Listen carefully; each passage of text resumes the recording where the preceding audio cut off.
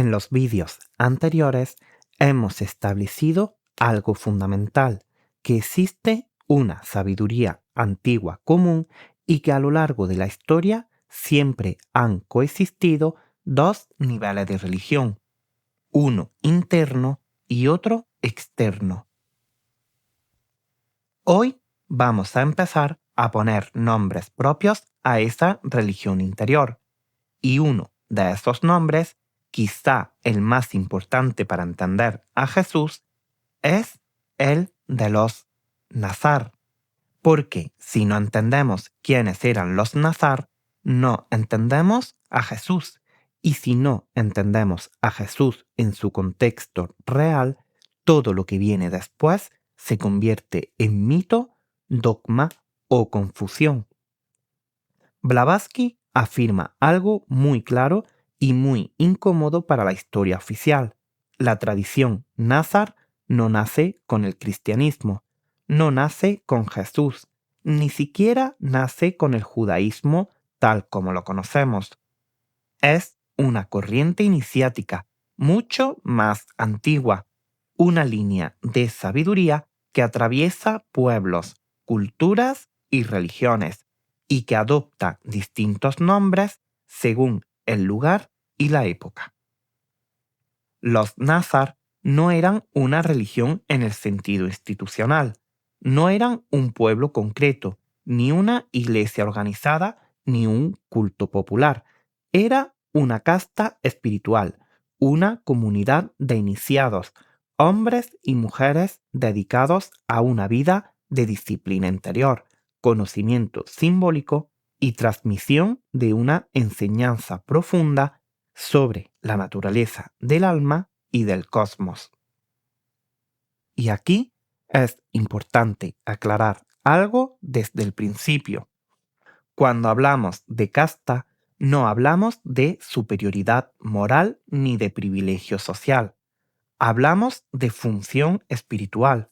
Los Nazar eran custodios de un conocimiento que no se enseñaba públicamente porque no podía ser entendido desde la literalidad. Su enseñanza era simbólica, alegórica e iniciática. No se basaba en creer, sino en comprender. Blavatsky señala que ya en los textos antiguos hebreos aparece esta figura del Nazar. Por ejemplo, en el libro de los Números, capítulo 6, se describen ciertas reglas asociadas a los votos Nazar. La abstinencia, el cabello largo, la consagración interior, la separación de una vida común. Pero aquí ocurre algo muy importante. Esas descripciones son solo la forma externa. Lo esencial no era el voto, ni el cabello, ni la abstinencia en sí misma. Lo esencial era lo que representaban, una vida orientada hacia lo interior, hacia el dominio de las pasiones y hacia el conocimiento espiritual. Por eso Blavatsky insiste en que reducir a los Nazar a un conjunto de normas externas es repetir el mismo error que cometió el judaísmo exotérico, confundir el símbolo con la letra. El voto externo era solo una señal visible de una transformación interna. Los Nazar se oponían directamente a la religión oficial cuando ésta se volvía literalista, ritualista y supersticiosa, no porque rechazaran el símbolo, sino porque rechazaban su mala interpretación. Para ellos, una religión que se quedaba en sacrificios externos, en leyes rígidas, en castigos y recompensas, había perdido su conexión con la verdad espiritual.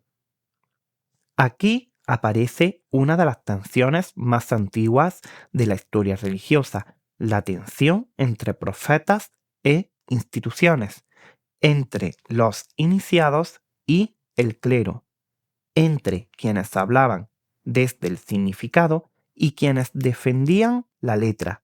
Y esta tensión no empieza con Jesús, viene de muchísimo antes.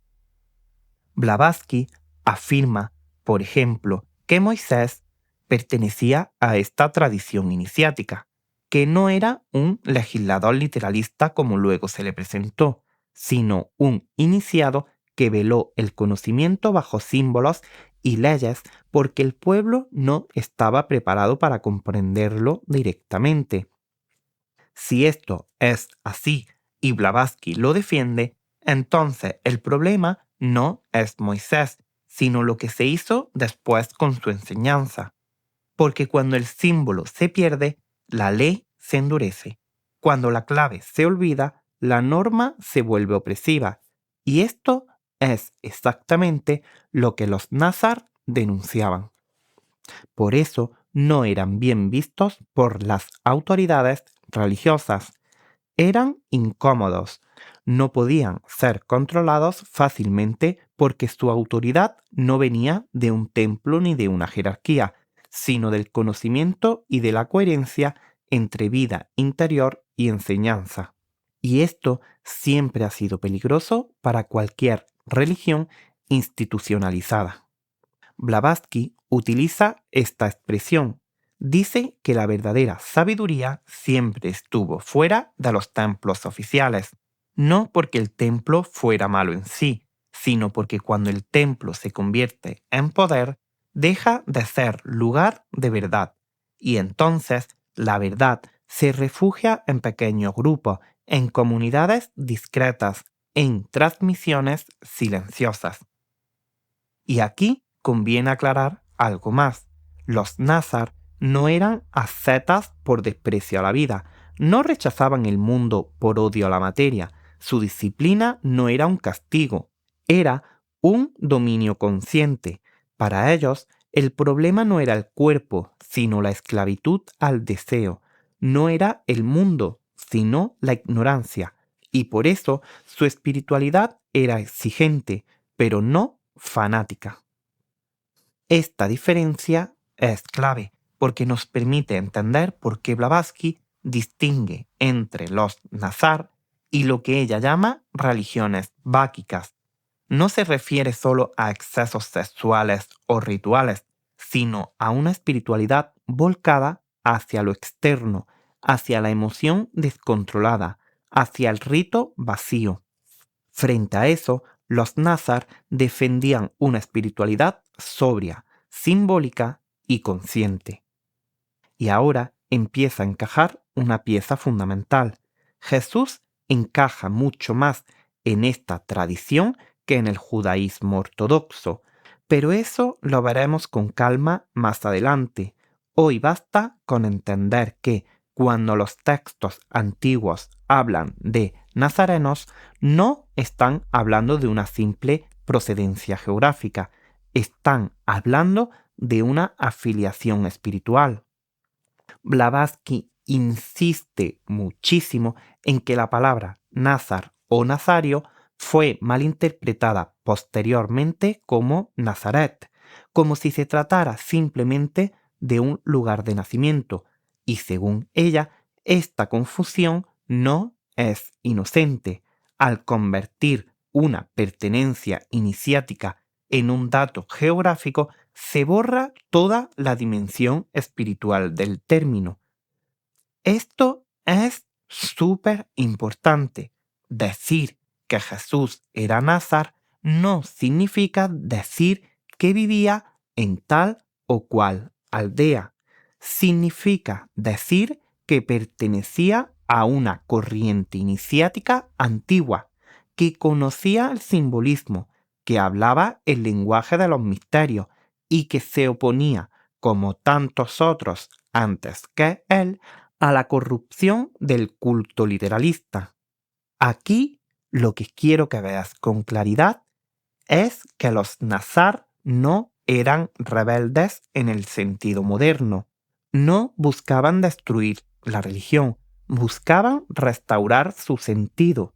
Pero la historia nos muestra que cuando alguien intenta devolver significado a un sistema basado en la obediencia, ese alguien suele acabar perseguido, silenciado o convertido en mito. Por eso, cuando Blavatsky habla de los Názar, no lo hace como una curiosidad histórica, lo hace porque en ellos ve el hilo invisible que conecta la sabiduría antiguas con figuras como Jesús. Un hilo que fue cortado, ocultado o distorsionado cuando la religión se convirtió en dogma. Y este hilo no aparece solo en el judaísmo, aparece en otras culturas con otros nombres. Más adelante hablaremos de los hierofantes, de los magos, de los gurús, de los iniciados en Grecia, Egipto, Persia o la India. Cambian los nombres, cambian los símbolos, pero la estructura es la misma, porque la sabiduría es una. Si hoy te quedas con una idea esencial, que sea esta: los Nazar representan la continuidad de una enseñanza interior que no dependía de templos ni de dogmas, sino de conciencia, disciplina y comprensión simbólica. Y entender esto es imprescindible para comprender quién fue Jesús realmente, qué enseñaba y por qué su figura fue tan profundamente transformada después. En el próximo vídeo daremos un paso más. Hablaremos de los esenios, de Juan el Bautista y de cómo Jesús se forma en ese entorno iniciático, pero sin encajar del todo en ninguno. Ahí empezarán a aparecer ya los elementos que desmontan por completo la imagen tradicional del Jesús cristiano. Nos vemos en el siguiente vídeo. Te mando un fuerte abrazo y cierre.